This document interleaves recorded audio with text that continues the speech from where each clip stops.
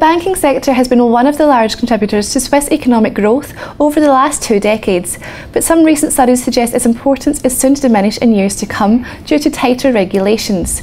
Here to discuss the situation is Daniel Glassner, CEO of Action Finance. Daniel, thank you for coming in today. Thank you for inviting me. Now, first of all, could you tell me how has the banking sector changed over the last 10 to 20 years, in your opinion?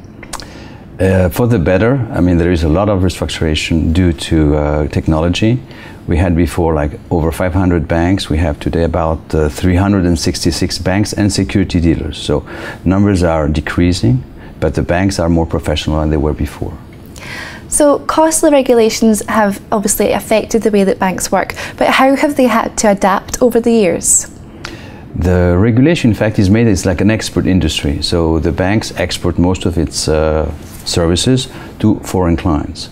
So the regulation depends on the export possibilities. So lately you had, like in Europe, many countries defending more out of Brussels, the client and investor, and they say, well, now what should we do in Switzerland? And so we do copy, not paste, but copy some of the regulation, which is not necessarily for the better for the client.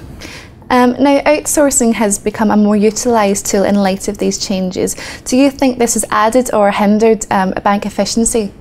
Outsourcing is magic. Outsourcing allows you to do many things that before you thought you were smart enough to do by yourself, very expensively and not professionally, so you are an amateur. So now by, in fact, granting some mandates to foreign entities out of your own structure is a very good tool, because you can have a decent service at a better price. So let's say examples like banknotes. I mean, if you want to feed banknotes when you go into the ATMs, you don't have to have your own people going with the banknotes and doing it. You can hire some specialized company to do that. But you have also this possible today. You can even start a bank with 15 to 20 people and having everything outsourced by a third party who will run many operations. The things that you cannot outsource is the responsibility of running the bank, and this is always the board of directors and the CEO that have the responsibility to do so.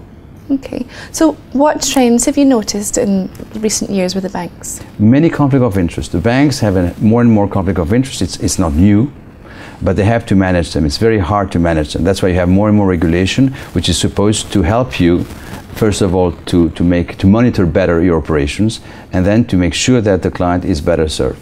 So the regulation aims to protect the customer and provide more transparency in the service. Do you think it's been successful in achieving this?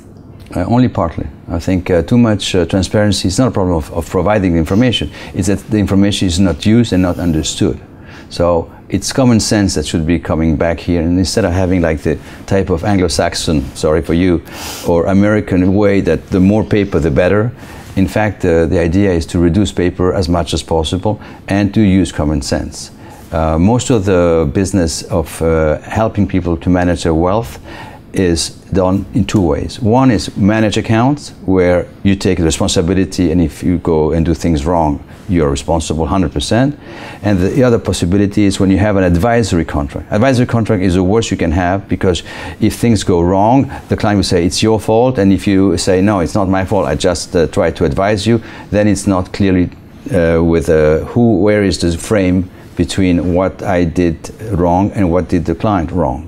So advisory is the next burden and has to be fixed. It's easy to talk about regulations and how the banks have been affected, but how has this been passed on to the customer? The customer is in fact a survivor. If he continues to have a relationship with the banks request him to sign every time a new discharge about what he can do or what he cannot do. I think clients are usually very fed up.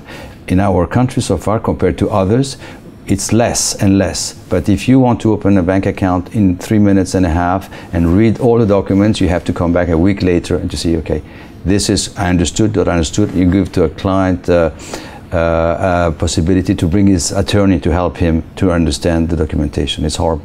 Is there any room for opportunities in the current banking sector? The opportunities are, in fact, when you have banks that have too many conflict of interest. Sometimes you have the managers who are front managers or client relationship managers who say, I would like to maybe continue my profession outside of the bank. and so they become IFAs, and they will use the structure of the bank. They will leave normally the client custodied at the bank.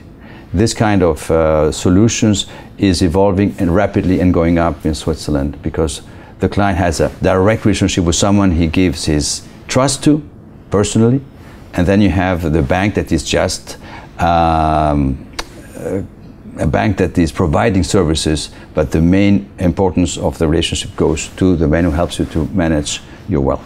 Do you think this is a good thing or not? I think it's a great thing, because you have less conflict of interest. You know who is responsible of what. And if you need sometimes execution, for example, look at this bank, for example, that Dukascopy.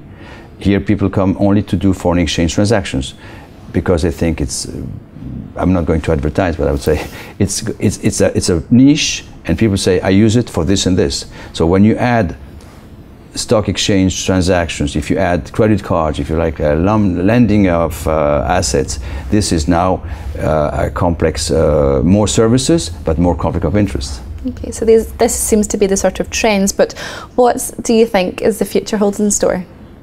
The future is good for the people that are bright, the people that are independent, people can move faster. Today we have, against many banks in Switzerland, some kind of pressure, I would say, to be polite, and this pressure is a competitive pressure. So people here should not cry, should just say, we are going to improve. We have Swiss franc as a currency that is very strong, so all our costs are in Swiss francs, and we have every time to be more productive in order to fulfill the services that are required. So we have, I think, good years, although the whole situation is going to eventually shrink, and the size of the banks is going, or the independent financial advisors is going to change. And before you have mom and pop shops for banks, I mean, and even for financial advisors, I think this size is going to have a higher level minimum. What about Action Finance? What is your sort of short and long-term plan? Long-term plan is providing all the infrastructure and all the strategy needed for independent financial advisors to start their business or to grow with their business by being them every day.